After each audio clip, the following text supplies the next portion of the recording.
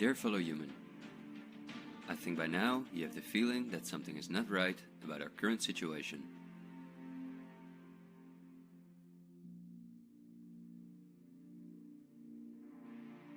But I also think that the many ill-founded conspiracy theories may have caused you to distance yourself from both the media scaremongering and from those who spread the conspiracy theories. Still, I hope you will listen to me for a moment, because as you watch this video, hundreds of millions of people worldwide are falling into poverty because of the measures that have been in place for so long.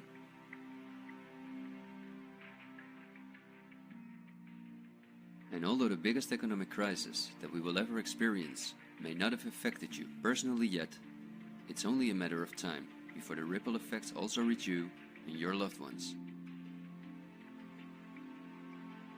This is not alarmism, but the harsh reality we face. I also think that we can limit the damage and even benefit from it if we are properly and objectively informed about our current situation. Therefore, I would like to show you some easy verifiable facts that I think are essential. Less than a handful of megacorporations dominate every aspect of our lives. That may seem like an exaggeration, but from the breakfast that's on the table in the morning, to the mattress we sleep on at night, and everything we do, put on, or consume in between, all are largely dependent on these corporations. These are investment companies of immense proportions, and they manage the major money flows on Earth. They are the protagonists of the play which we are currently witnessing. So as not to take up too much of your time, I've summarized the most important information as briefly as possible. How does it work? Let's take as an example a company like PepsiCo, which is the parent company of many of the most popular soft drinks and snacks in the world. There appear to be many different competing brands, but they all come from the factories of a small number of corporations that together have a monopoly on the industry. Within the packaged food industry, there are a number of other major companies, such as Unilever, the Coca-Cola Company, Mondelez, and Nestlé. On this image, you see that virtually every well-known brand in the packaged food industry belongs to one of these corporations. You can easily get this kind of information. You can verify it on the websites of the relevant brands or on Wikipedia. Companies of this size are usually publicly traded and have a board where the largest shareholders call the shots. On websites like Yahoo Finance, we can find detailed company information, including who the largest shareholders of these companies are. Let's take PepsiCo again as an example. We see that 73.14% of the shares are held by no less than 3,379 institutional investors. These include investment companies, mutual funds, insurance companies, banks, and in some cases, governments. Let's look at who the largest institutional investors of PepsiCo are. As you can see, just 10 out of the 3,379 investors account for almost 1/3 of all shares. The combined share capital of these top 10 has a value of approximately $60 billion. But of those 10 investors, 3 own more shares than the remaining 7. Let's remember their names and let's see who owns the most shares at the Coca-Cola Company, Pepsi's big competitor.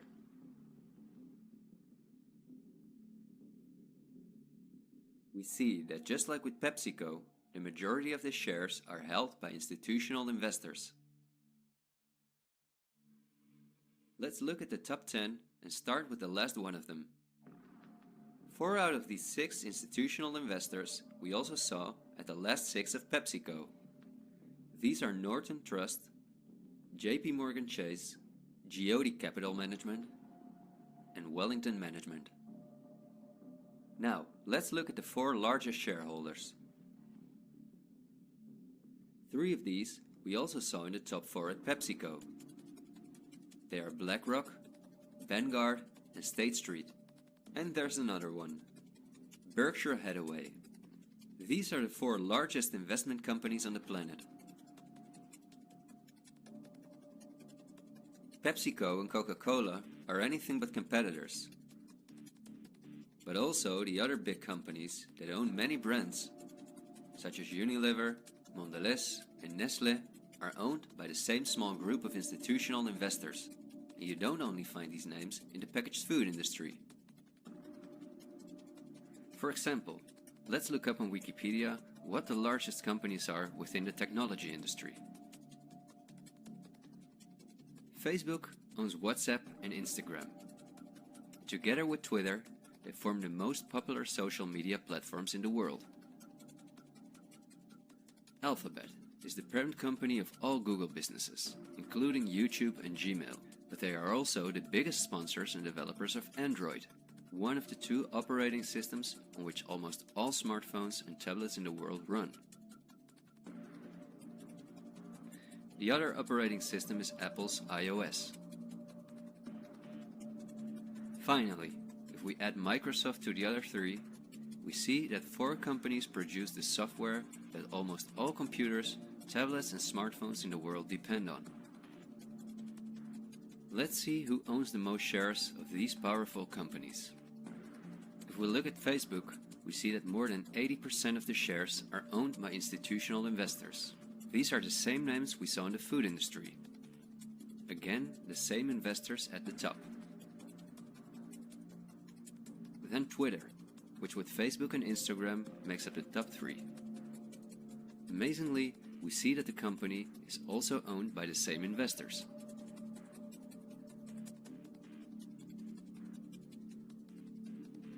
We see them at Apple, but also with their big competitor, Microsoft.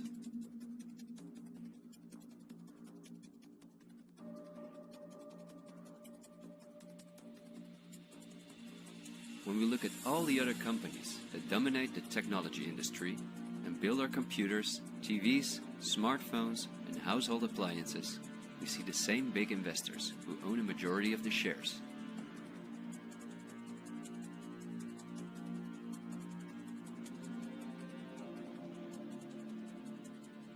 We see this within all industries around the world. And just to show you that I'm not exaggerating, I'll give you another example. Let's say we want to plan a vacation. On our computer or smartphone, we look for a cheap flight to the sun through websites like Skyscanner and Expedia, both of which belong to the same group of institutional investors. We fly with one of the many airlines, of which the majority of the shares are often owned by the same investors or by governments, like Air France-KLM. The aircraft we fly is in most cases a Boeing or an Airbus. Again, we see the same names. We look for a hotel or an apartment through Booking.com or Airbnb.com. Once we arrive at our destination, we go out for dinner, then we write a review on TripAdvisor.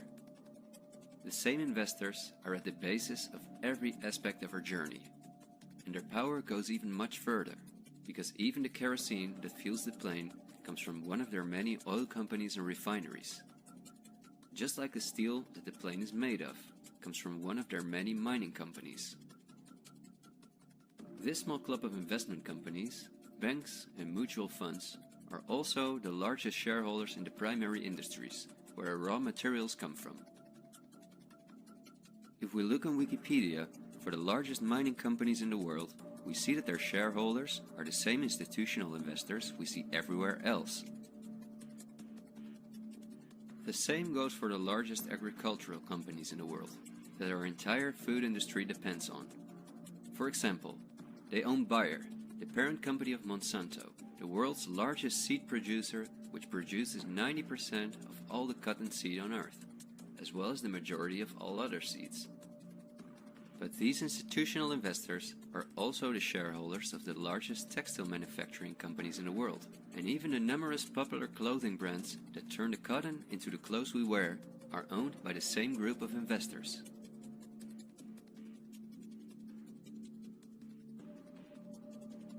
Whether we have the world's largest solar panel producers or the largest oil refineries, the shares are managed by the same companies. They own the tobacco companies, who produce all the popular tobacco brands in the world. but they also own all the major companies in the pharmaceutical industry and the scientific institutes that produce the drugs. They own the companies that produce our metals and raw materials, and the entire automobile, aircraft and arms industry where those metals and raw materials are processed.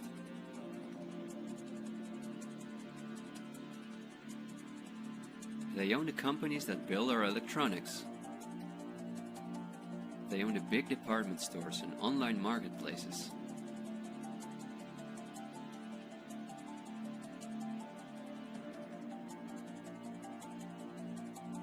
And even the payment methods that we use to pay for their products.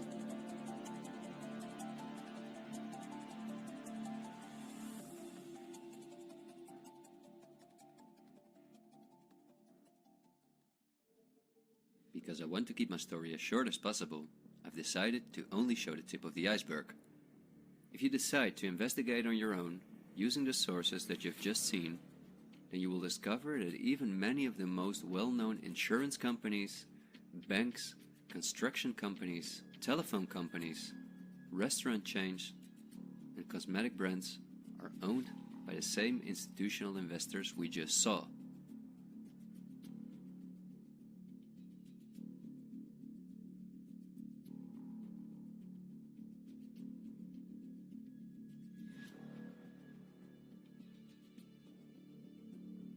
These institutional investors are, as I told you earlier, mainly investment companies, banks and insurance companies. They are in turn also owned by shareholders. Now, what is the most amazing thing? All of these institutional investors own each other's shares, and together they form an immense network that we can compare to a pyramid. The smaller institutional investors are owned by larger investors, who in turn belong to even larger investors. The visible top of this pyramid consists of only two companies, and we have seen their names many times by now. They are Vanguard and BlackRock. The power of these two companies is something we can barely imagine. Not only are they the largest institutional investors of every major company on Earth, they also own the other institutional investors of those companies, giving them a complete monopoly. According to a report by Bloomberg, one of the most respected institutions in the world in the field of financial data and analytics, experts expect that by 2028, both companies will collectively manage about $20 trillion in investments, and in the process will own almost everything on Earth. The same Bloomberg called BlackRock the fourth arm of government, because it is the only non-government entity that has a close relationship with the federal banks, also called the central banks. BlackRock not only lends money to the federal banks, but is also their principal advisor and the developer of the computer system that the federal banks use. Dozens of BlackRock employees had senior positions in the White House during the Bush and the Obama administrations, and currently under Joe Biden. BlackRock CEO Larry Fink is a welcome guest with many heads of state and politicians, and understandably so. He's the face of the company that pulls the strings.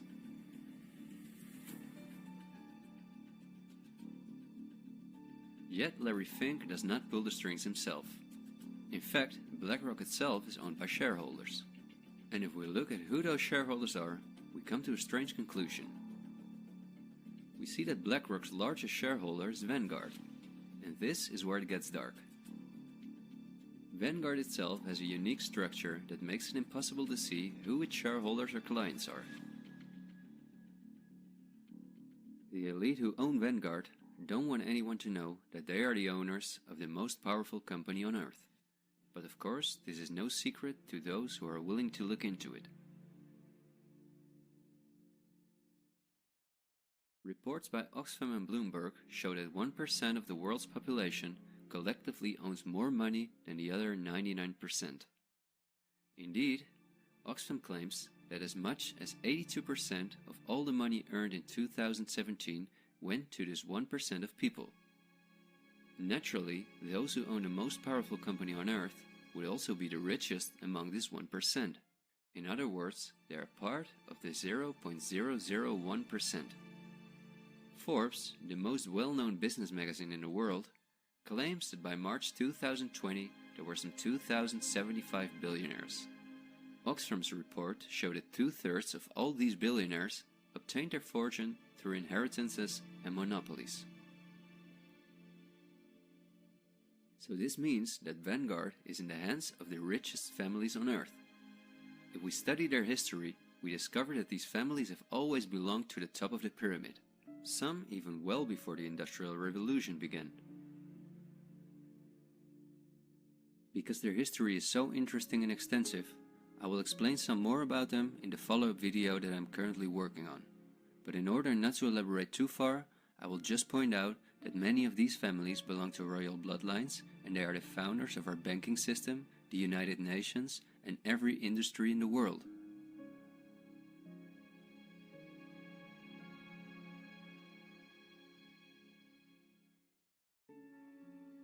These families never lost their power, but because of an increasing world population, they were forced to hide behind investment companies such as Vanguard, whose largest shareholders are the private funds and non-profit organizations of these families.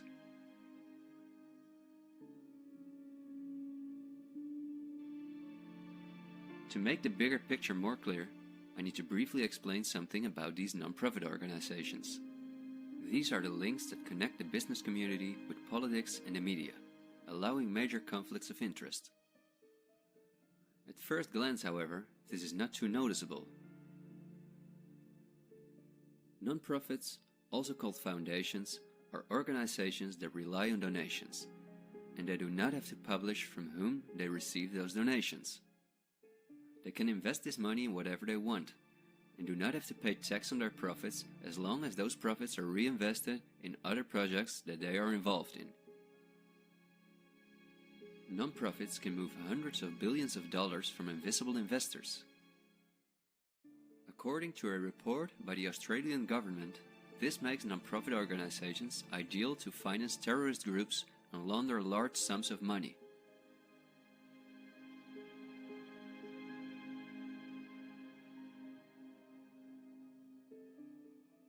Foundations and funds of the families who are highest in the hierarchy of the 1% hide behind the scenes as much as possible. However, for cases that have a lot of publicity and attention, they use the foundations of philanthropist families that are lower in the ranking, but who are also extremely wealthy.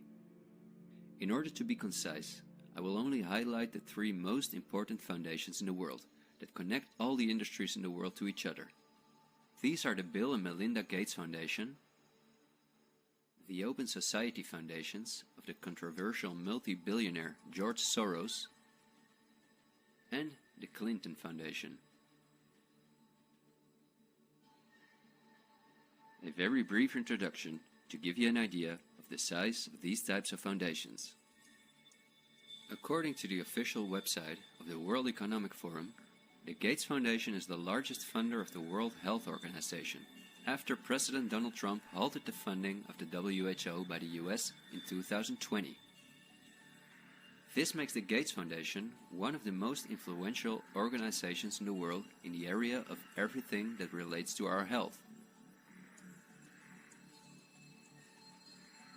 The Gates Foundation has a close partnership with the 16 largest pharmaceutical companies in the world, including Pfizer, AstraZeneca, Johnson & Johnson, BioNTech, and Bayer, and we have just seen who own the most shares of these companies.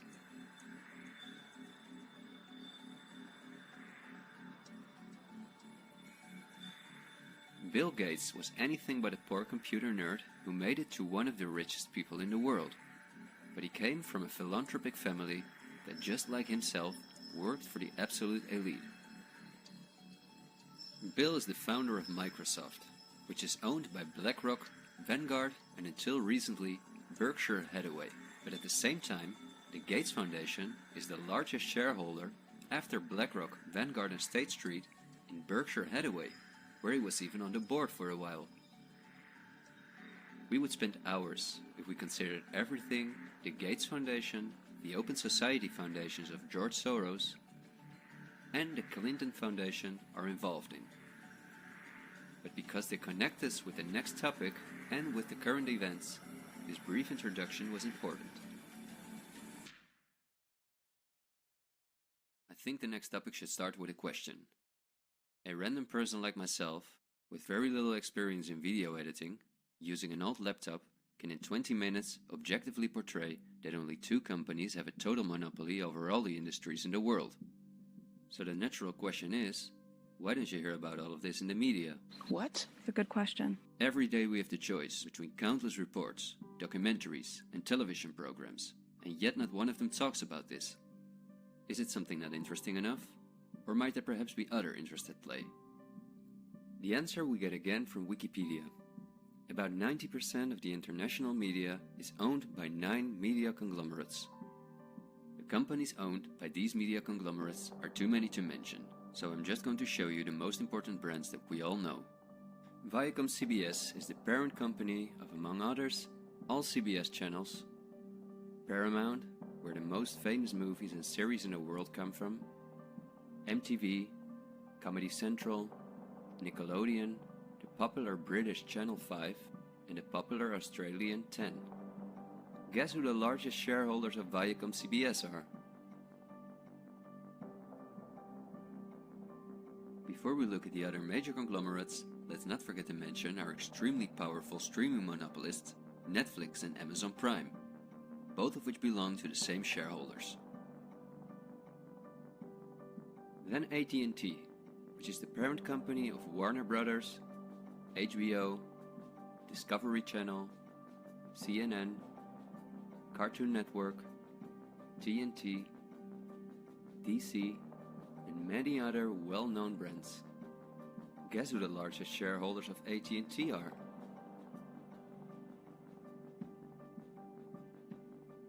The third one is the all-powerful News Corp. This company owns many of the most well-known national and regional newspapers, magazines, and TV channels in the US, the UK, and Australia. The shares of News Corp are owned by the American multi-billionaire Rupert Murdoch and by the institutional investors we see everywhere else. News Corp's sister company is Fox Corporation, which is also one of the most powerful media conglomerates on Earth. Just like News Corp, it is owned by the Murdoch family and the usual investors.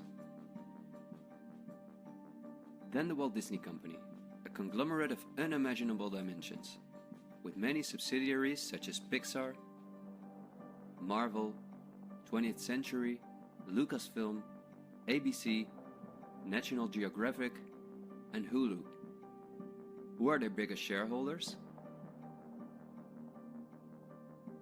Another powerful media conglomerate is Comcast. This is the parent company of NBC, DreamWorks, Universal, the Sky Group, Focus Features, Xfinity, and many other major media brands. As you would expect, their largest shareholders are Vanguard and BlackRock.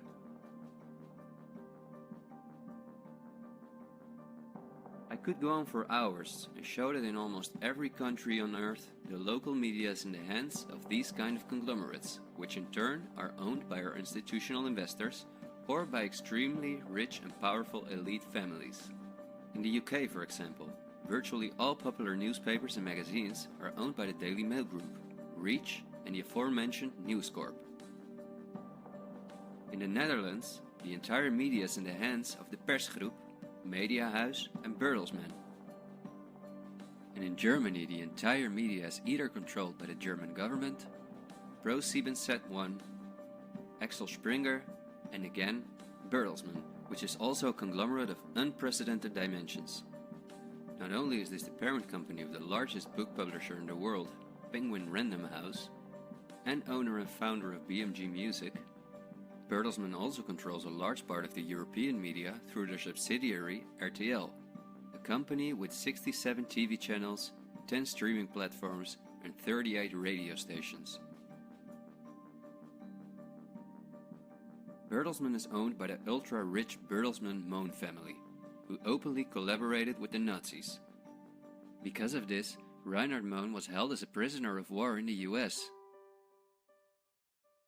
Besides RTL, Bertelsmann also owns a large part of the French mainstream media.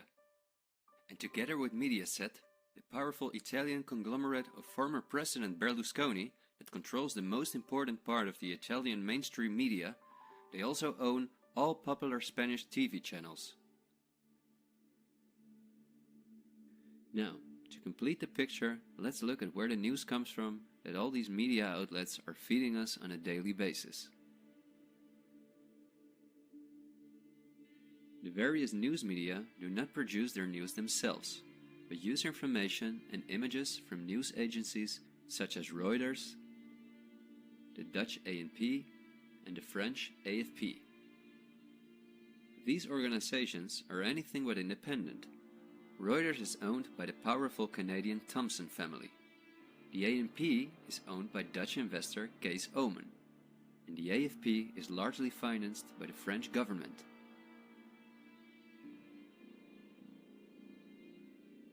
The main journalists and editors who work at our media or at these news agencies are affiliated with important journalistic organizations, such as the European Journalism Centre. These are one of the largest funders of media-related projects across Europe.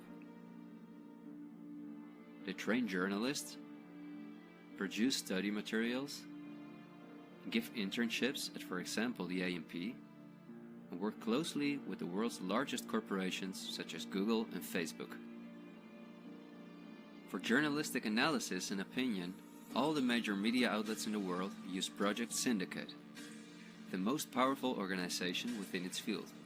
It supplies the 506 most important media outlets in 156 countries. Project Syndicate, plus an organization such as the European Journalism Centre, together with the news agencies, are the connecting link between all the different media outlets around the world. When newscasters read the news from their teleprompters, there is a good chance that the text comes from one of these organizations. As a result, the global media is often synchronized in its reporting.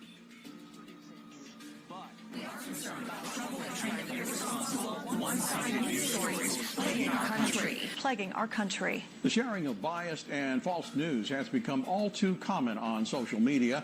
More alarming, some media outlets publish these same fake stories without checking facts first. The sharing of biased and false news has become all too common on social media. More alarming, some media outlets publish these stories simply aren't true without checking facts first. Unfortunately, some members of the media use their platforms to push their own personal bias and agenda to control exactly what people think. And this is extremely dangerous to our democracy. This is extremely dangerous to our democracy. This is extremely dangerous to our democracy. This is extremely dangerous to our democracy. This is extremely dangerous to our democracy. This is extremely dangerous to our democracy. This is extremely dangerous to our democracy. This is extremely dangerous to our democracy. This is extremely dangerous to our democracy. This is extremely dangerous to our democracy. This is extremely dangerous to our democracy. This is extremely dangerous to our democracy. This is extremely dangerous to our democracy. In September 2020, the European Journalism Centre and Facebook set up a fund to support selected news organizations to do the reporting during the corona crisis. Let's see who the organizations are that, along with the news agencies, produce our news. At Project Syndicate, we see the Bill and Melinda Gates Foundation, the Open Society Foundation, and the European Journalism Centre.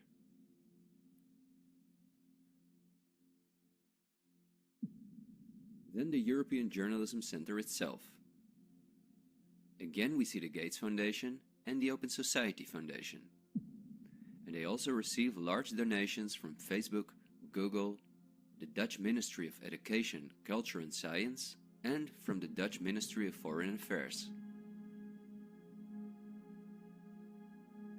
The organizations that are at the heart of our information flow are funded by the non-profit organizations of the same elite who also controls the entire media. However, a part of our tax money goes to these organizations as well.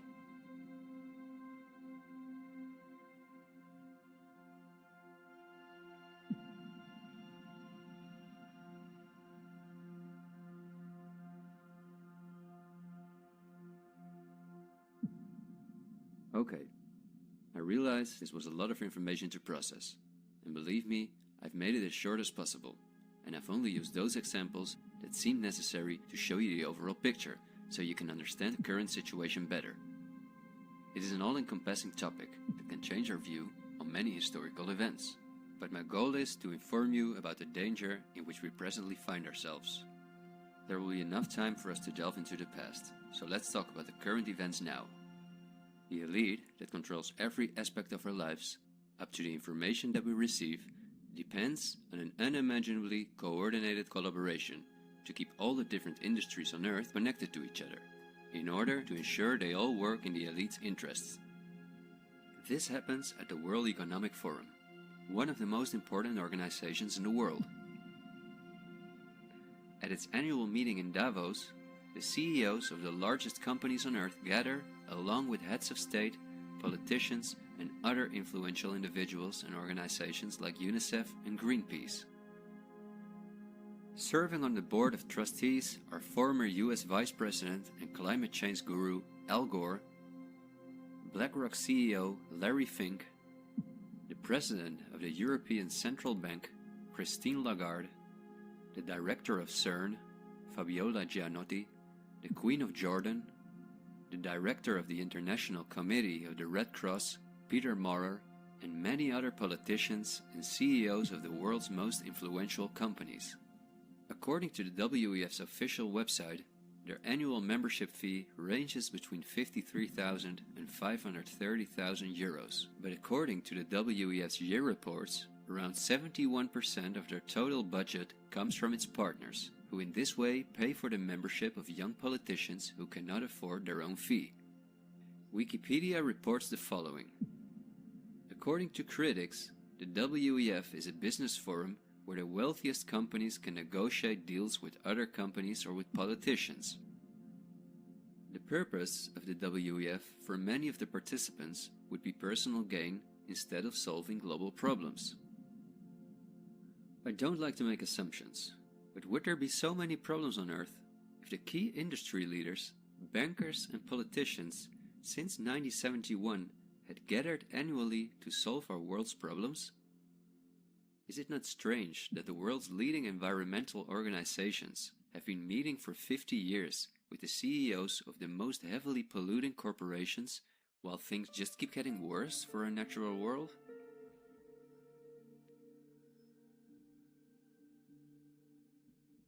That these critics of the WEF are right soon becomes clear when we look at who the most important partners are that account for almost 71% of the WEF's budget. There are BlackRock, the Open Society Foundations, the Bill and Melinda Gates Foundation, and many other large corporations of whom Vanguard and BlackRock own the shares directly or indirectly.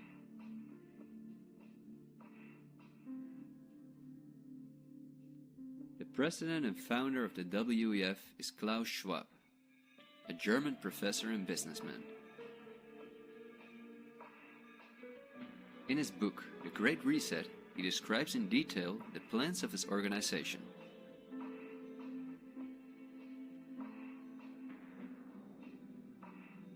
The coronavirus, according to him, is the excellent opportunity to literally reset our society in every regard. He calls this Build Back Better, and this slogan seems to be the motto of all globalist politicians in the world.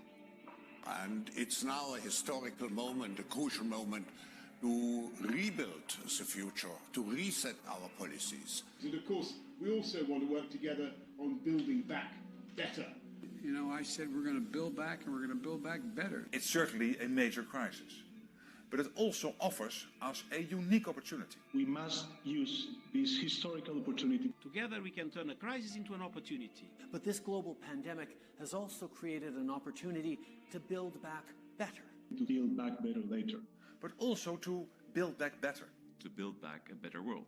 To build back better. We can't just build back, we got to build back better. And achieve the Sustainable Development Goals. And climate action is an essential part of that. According to Schwab, our old society should be exchanged for a new one, in which countries give up their sovereignty to an all-encompassing world government, in which people own nothing but work for the state, in exchange for their housing, healthcare, and all their other basic needs. All of this is necessary, according to the WEF, because our modern consumer society, which the elite themselves imposed on us, can't keep going as it is. It's no longer sustainable.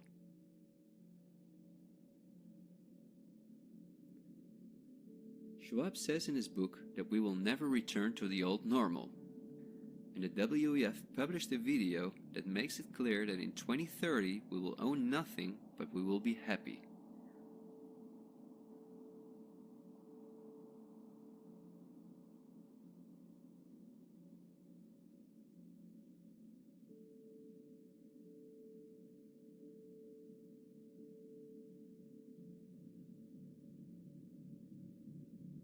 You've probably heard some talk about the New World Order. The media wants us to believe that this is a topic for conspiracy theorists, although it has been talked about for generations by presidents such as George Bush Sr., Nelson Mandela, and Bill Clinton. We have before us the opportunity to forge for ourselves and for future generations a new world order, a world where the rule of law, not the law of the jungle, governs the conduct of nations. When we are successful, and we will be, we have a real chance at this new world order, an order in which a credible United Nations can use its peacekeeping role to fulfill the promise and vision of the UN's founders. After 1989, President Bush said, and it's a phrase that I often use myself, that we needed a new world order. That the affirmative task we have now is to actually create a new world order. But also by the world's most famous philanthropists such as Cecil Rhodes, David Rockefeller, Henry Kissinger, and even George Soros. I think you need a new world order, that China has to be part of the process of creating it, and they have to buy in, they have to own it. These important figures, who apart from Mandela, were all among the top of the elite when they were still alive, are not the only ones who dream about an all-powerful world government. In 2015, the UN presented its controversial Agenda 2030, which is almost identical to Klaus Schwab's Great Reset.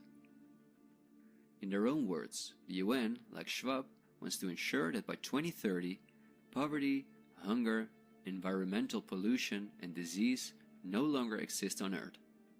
It sounds like a sympathetic plan, until you read the fine print. You see, the idea is that Agenda 2030 is going to be paid for by us, the citizens. And just as it is currently required of us that we give up our basic rights for the sake of public health, we will be demanded to give up our wealth in favor of poverty reduction. These are not conspiracy theories. You can read this for yourself on their official website. In short, it boils down to this. The UN wants to take the tax money from all Western countries and give it to the mega corporations of the elite, who will be contracted to rebuild society. Globally, a completely new infrastructure is needed, because fossil fuels must be made a thing of the past, according to the UN. For this immense project, a world government is needed, says the UN, and the same UN takes it upon herself to be this global government. Just like Schwab, the UN also believes that a pandemic is the perfect opportunity to accelerate the implementation of Agenda 2030.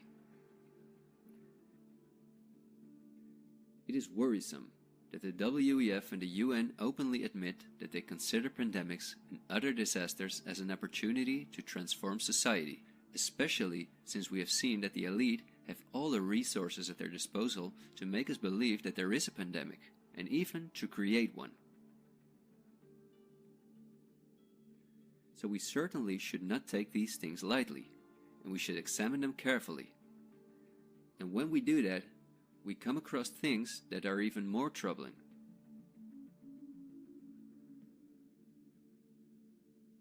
On Friday, October 18, 2019, months before the pandemic was declared, a meeting was held at the Pierre Hotel in New York City for a select group of about 130 very important guests, including politicians and the world's most respected medics and pharmacists.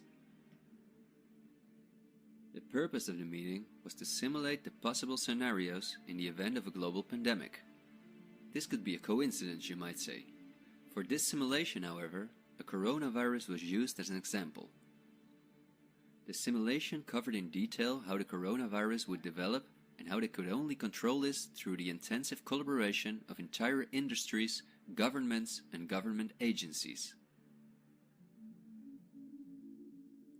Once again, a new world order to save us from destruction.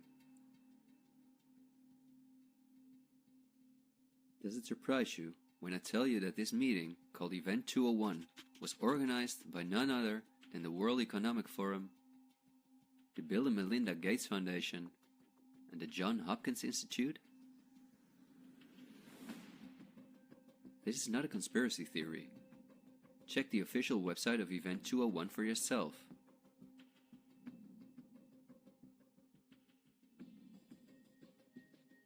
Perhaps at this point, it will no longer surprise you that the German Robert Koch Institute, which like every national health institute in the world is closely linked to the WHO, which is funded by Bill Gates, created a similar simulation in 2012. As was the case during Event 201, the simulation assumed the coronavirus. This simulation assumed that in a Southeast Asian food market, a coronavirus would spread from animal to human. How coincidental, isn't it? In this simulation, it takes several weeks for the authorities to identify the virus, allowing it to spread worldwide. The simulation is made of the consecutive 3 years, in which there are lockdowns and economies are destroyed. But also the impact on society is simulated in all aspects, even the protests. I won't tire you with the details. In fact, you can download this analysis for yourself from the website of the German government.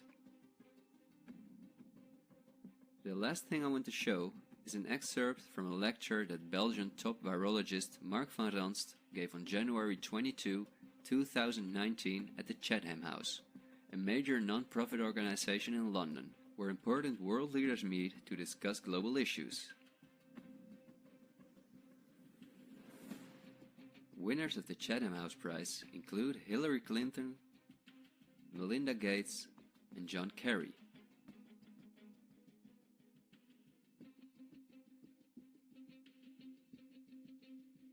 What Van Ranst is discussing is simply shocking. Van Ranst in fact explains how he has fooled the entire Belgian population during the swine flu through fear-mongering, out-of-context mortality rates, and media manipulation.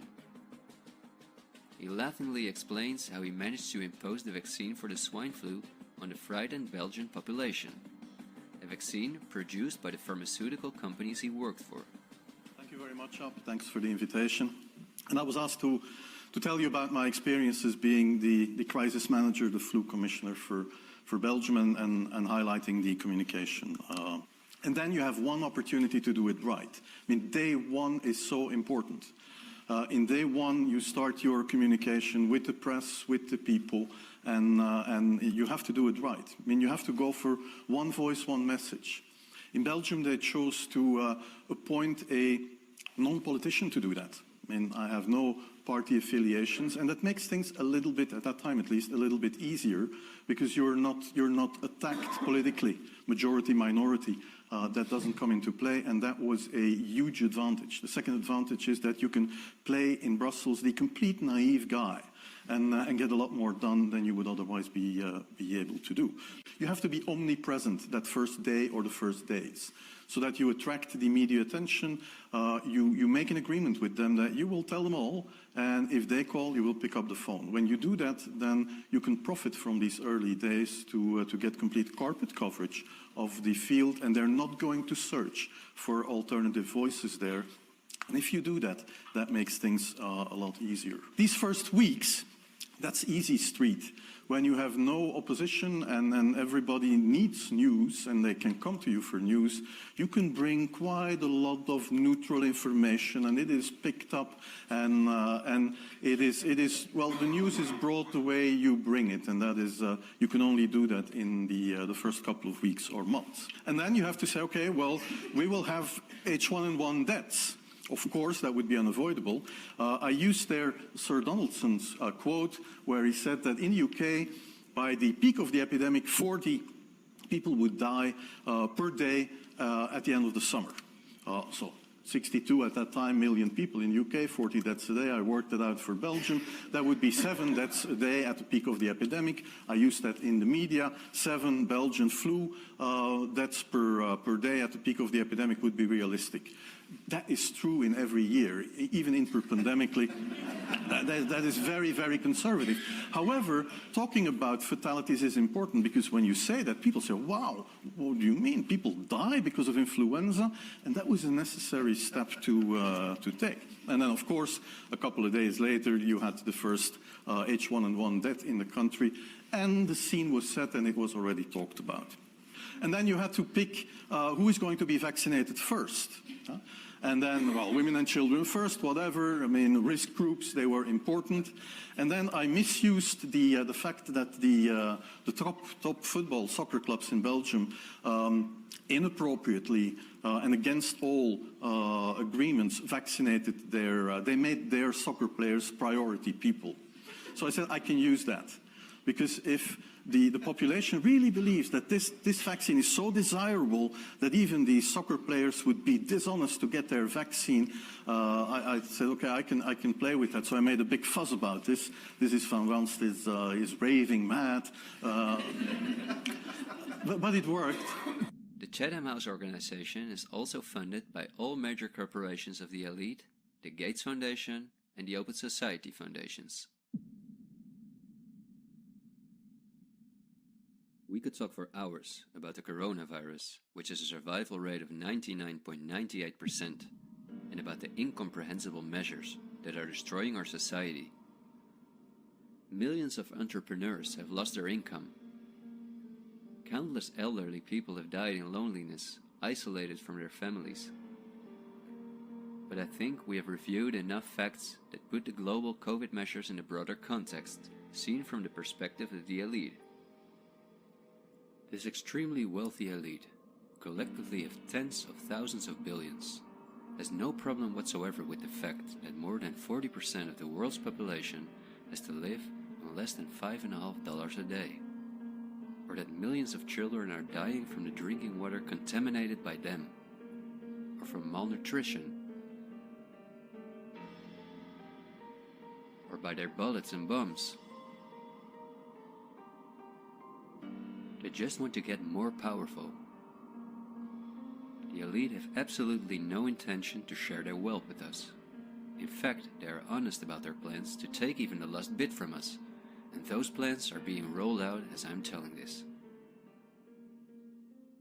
The underlying motives of the elite will not be explained in this episode, because for this we have to dive into history and discuss topics that are beyond our modern rational thinking. But for now you may understand well enough with the simple logic that a new world order, or an all-encompassing world government, is the only way for a small elite to retain its power over an ever-increasing world population. Companies like BlackRock and Vanguard do not benefit from national borders, import taxes, and real diversity.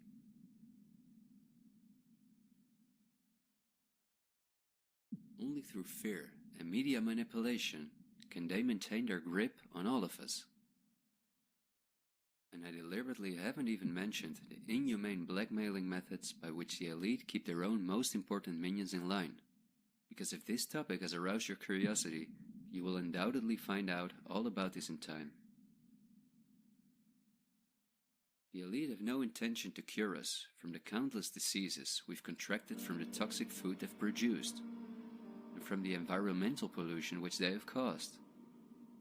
After all, if we didn't get sick, the entire pharmaceutical industry would collapse.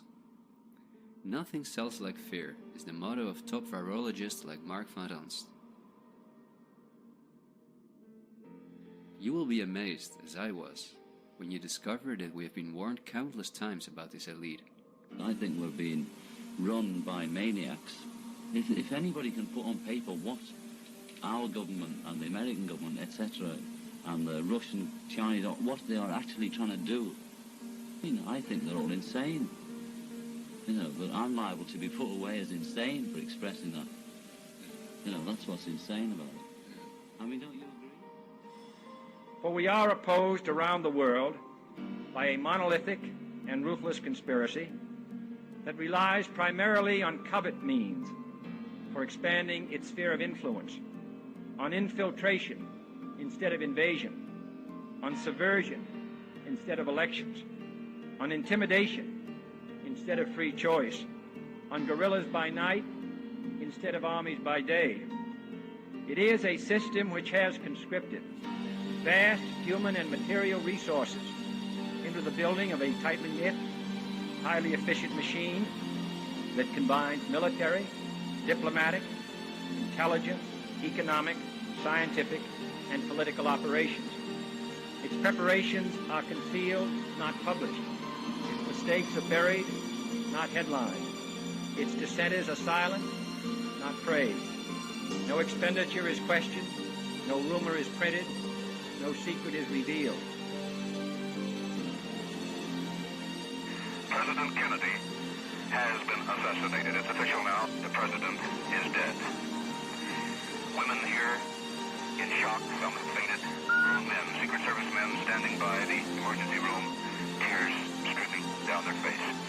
There's only one word to describe the picture here, and that's grief, and much of it. It's official. As of just a few moments ago, the President of the United States is dead.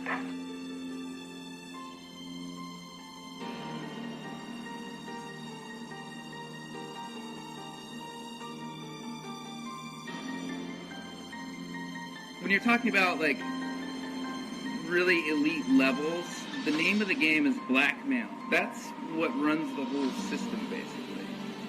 They want compromised people because they're easy to control. I'm not suicidal. I'm not suicidal.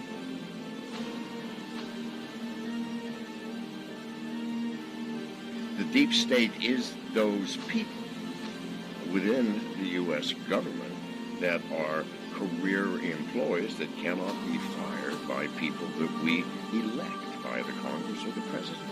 Are these people in control? Can they enact laws? Fuck yes. Can we fire these people? No. Can presidents fire them? No.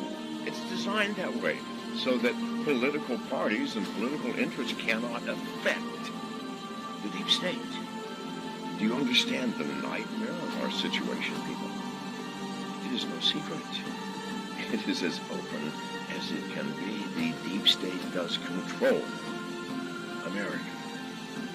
Wake up, people, please. God, use some common fucking sense. Thank you.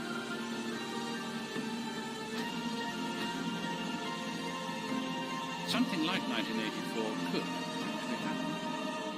This is the direction the world is going in at the present time. In our world, there will be no emotions except fear, rage, triumph, and self-abasement. The sex instinct will be eradicated. There will be no loyalty except loyalty to the party. But always there will be the intoxication of power. Always, at every moment, there will be the thrill of victory, the sensation of trampling on an enemy who is helpless. If you want a picture of the future, imagine a boot stamping on a human face forever. The moral to be drawn from this dangerous nightmare situation is a simple one. Don't let it happen. It depends on you. With this video, I hope to reach you, to reduce the ever-increasing distance between us. Only when we are divided can the elite retain its power over us. The greatest fear of the elite is that we will realize what is really going on Earth. And the only way the elite thinks they can prevent this from happening is through censorship,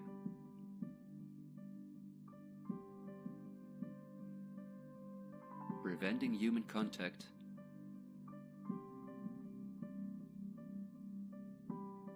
the incessant framing of political opponents and those who think differently,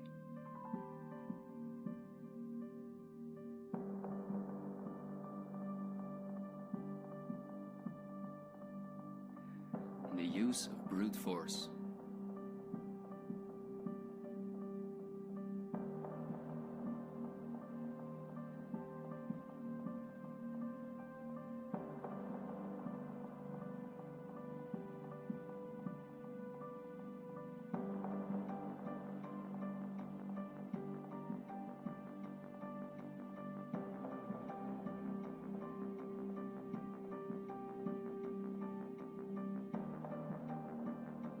The plans of the elite are clear, and so is the ruthless way in which they want to accomplish them.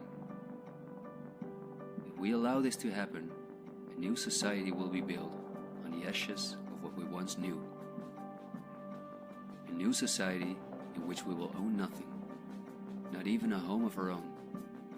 The elite wants to make sure that between now and 2030, everything you now own will be theirs. For this, a devastating economic crisis is necessary. First, the middle class is attacked, which is the backbone of society. Entrepreneurs are forced to go into tremendous debt, which will ultimately cause them to lose all their possessions. After that, things will move quickly. Banks will fall, cash money will cease to exist, and the only way not to starve to death will be the acceptance of government support, which will include several conditions, such as the vaccination passport and giving up all private possessions. Because the entrepreneurs are the first to fall, many others won't immediately feel the crisis. The people remain divided among themselves until it is too late. This is not a doomsday scenario that I've made up. This is simply the Great Reset, the New World Order, which has been prepared for many generations, and which has been extensively tested in every communist dictatorship in the world.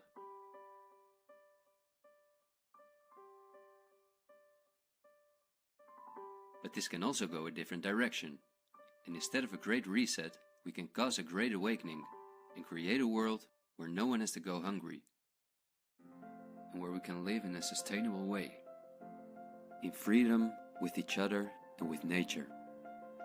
This is not an idealistic daydream. There have always been forces that have sought to break the power of the elite, but until recently, our means of communication were always insufficient to get a mass network in motion. The elite have always kept us in ignorance about the discoveries of geniuses such as Tesla, who was far advanced in the field of clean, free energy, or Dr. Rife, who used radio waves to cure at least 16 terminal cancer patients before he, just as Tesla, died in a suspicious manner. Or Henry Ford, who in 1941 had already made a car out of bioplastic that proved stronger than steel. The elite have hidden countless such techniques from us because they form a threat to their monopolies in every industry. These were techniques that would have given us freedoms and put the elite's power at risk, which is based on our fear and dependence on their projects. These are not conspiracy theories, but facts. What I am saying is that a world of new possibilities is opening up for all of us, where there is no poverty, no pollution, diseases, or wars, and in which governments work for the welfare of the people rather than the other way around. Countless ailments that provide the pharma industry with hundreds of billions of dollars will be cured. No one will have to work their ass off to live a dignified life.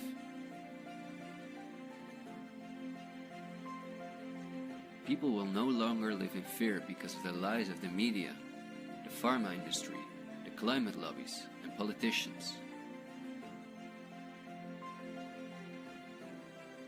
It's all on the horizon, but we have to go through the storm first and recognize what the real problem is in our society.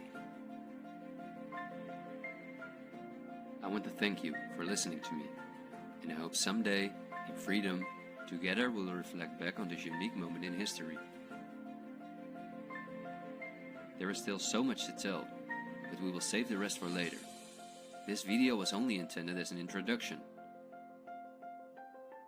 This is where our journey starts, and it will be a difficult one, but we will undertake it together, and we will help each other get up when we fall.